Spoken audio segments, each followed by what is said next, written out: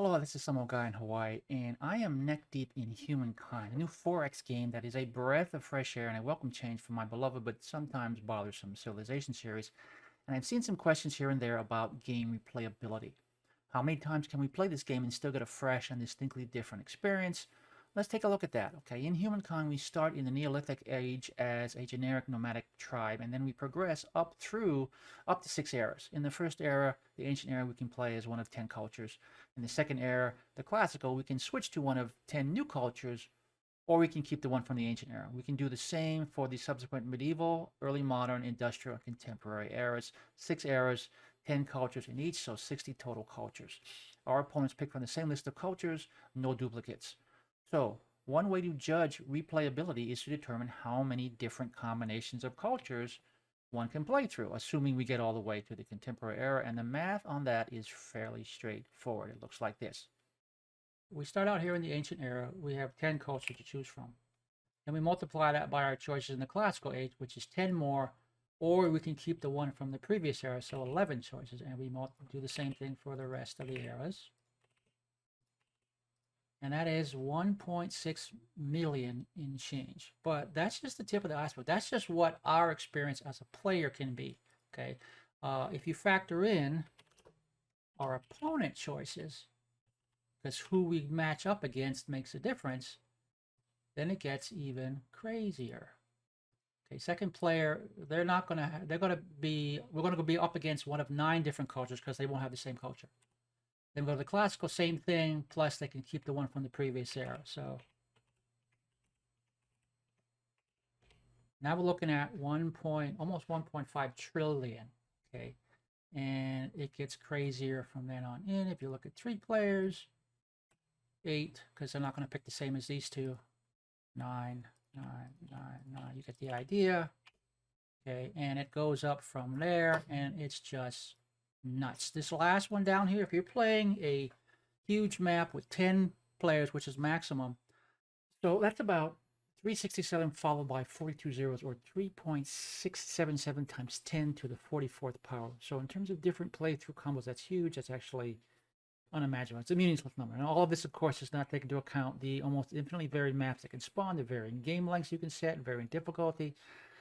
So it's misleading. It's misleading because it's an insane number. Unless we're an insane completionist and immortal, that number means nothing. Let's look at it another way. There are 60 cultures in Humankind.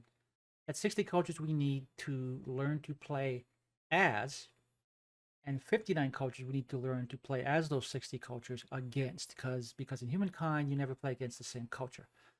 60 times 59 gives us 3540 games, 3540 scenarios, much smaller, more relatable number, but also potentially misleading. Okay, because on the one hand, we learn how to play a particular culture in part by playing against it. If we run up against a particular culture in one game, we automatically learn something about playing as that culture in a subsequent game. Okay, nothing is totally isolated, so maybe not 3,000 games.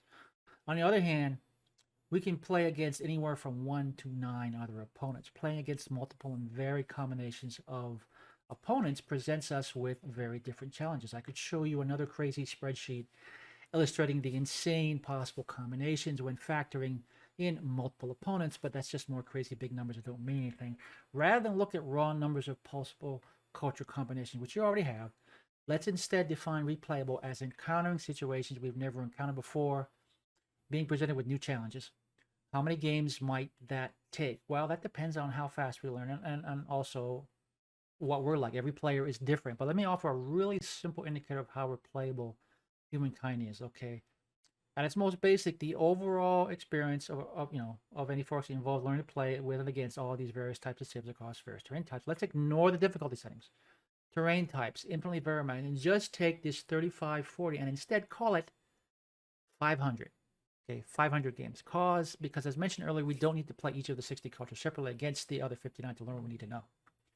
Let's say at its most simple, we play 500 games before we start to get bored.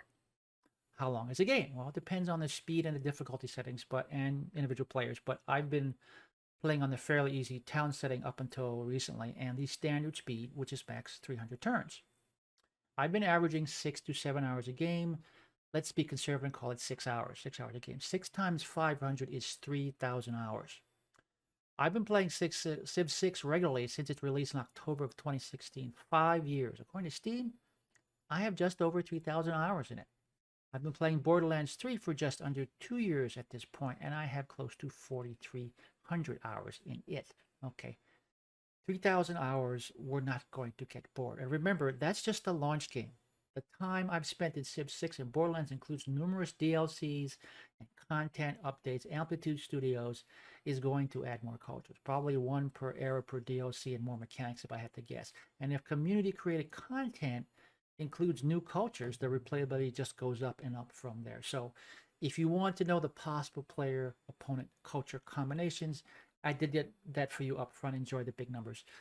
If you're more concerned about getting bored, I wouldn't worry about it. Okay, this is an awesome game, well worth our money, especially if we have Game Pass, in which case it's basically free at this point. Try it out.